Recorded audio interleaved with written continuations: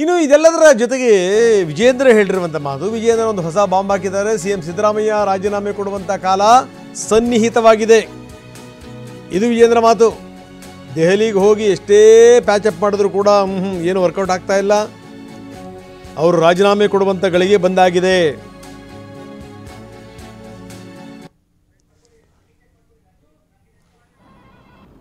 ಅಕ್ರಮನೇ ನಡೆದಿಲ್ಲ ಅಂತೇಳಿ ಸಿದ್ದರಾಮಯ್ಯನವರು ಹೇಳ್ತಾ ಇದ್ರು. 14 ನಿವೇಶನಗಳು ಯಾವುದೇ ಪರಿಹಾರವನ್ನು ಕೂಡ ಅಪೇಕ್ಷೆನ ಪಡೆದೇನೆ, ಯಾಕಂದರೆ ಪರಿಹಾರ ಕೊಡಲಿ ನಿವೇಶನ ಹಿಂದಿರುಗಿಸ್ತೇನೆ ಅನ್ನೋ ಮಾತನ್ನು ಸಿದ್ದರಾಮಯ್ಯನವರು ಹೇಳ್ತಾ ಇದ್ರು.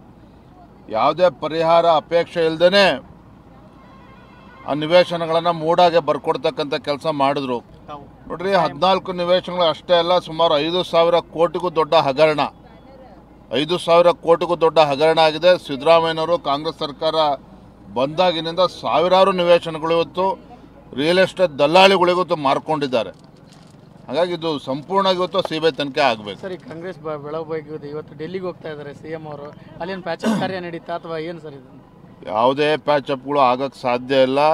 ಸಿದ್ದರಾಮಯ್ಯನವರು ರಾಜೀನಾಮೆ ಕೊಡ್ತಕ್ಕಂಥ ಕಾಲ ಸನ್ನಿಹಿತ ಆಗಿದೆ. ಅವ್ರು ಏನೇ ಪ್ರಯತ್ನ ಮಾಡಿದ್ರು ಕೂಡ ಮುಖ್ಯಮಂತ್ರಿ ಸ್ಥಾನಕ್ಕೆ ರಾಜೀನಾಮೆ ಕೊಡಲೇಬೇಕಾಗ್ತದೆ. ಧನ್ಯವಾದ.